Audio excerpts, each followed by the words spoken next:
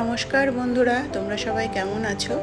তোমাদেরকে সঙ্গে নিয়ে শুরু করছি রমণীর সংসারের একটি ভিডিও। আজকে আমি তোমাদেরকে দেখাবো তালের বড়া কিভাবে তৈরি করতে হয়।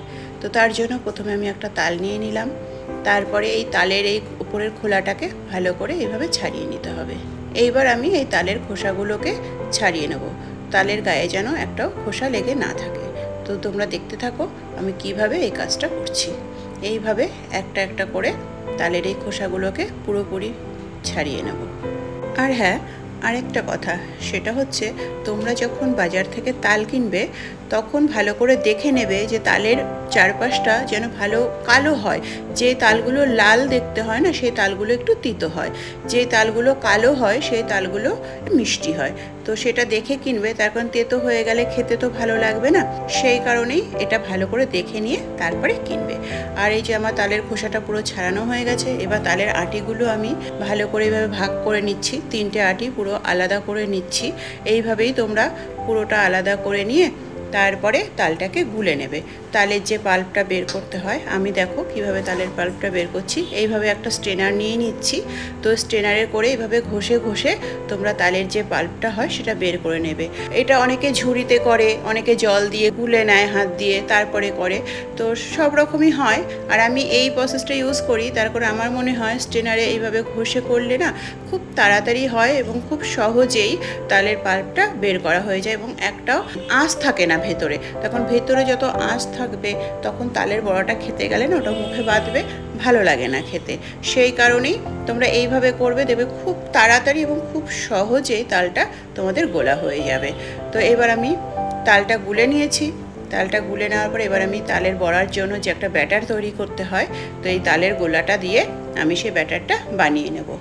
এখন আমি এই পাত্রটার মধ্যে সমস্ত তালের পাল্পগুলো নিয়ে নিচ্ছি। এইবার এর মধ্যে সমস্ত উপকরণগুলো আমি মিশিয়ে নেব।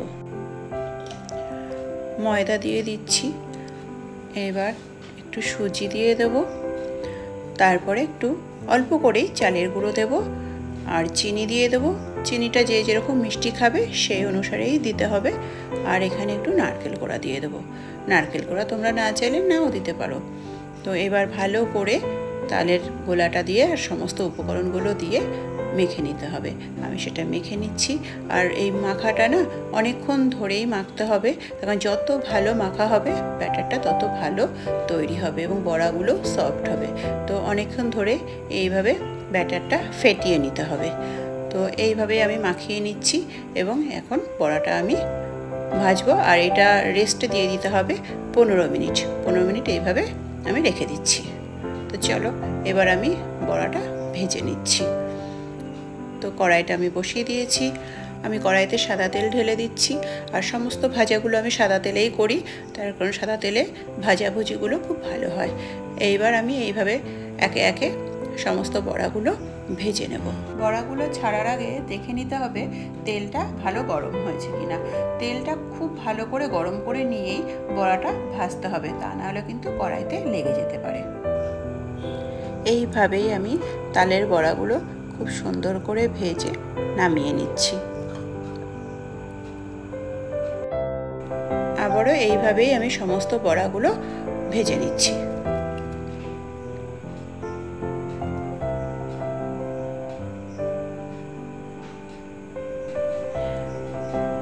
এইভাবেই একে একে আমার সমস্ত বড়াগুলো আমি ভেজে নিয়েছি।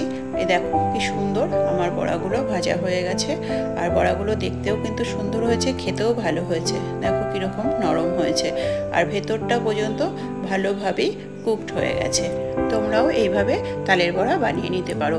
আমার এই ভিডিওটা যদি ভালো লাগে তোমরা লাইক আর কমেন্ট করে দিও। যারা নতুন দেখছো তারা সাবস্ক্রাইব করে দিও।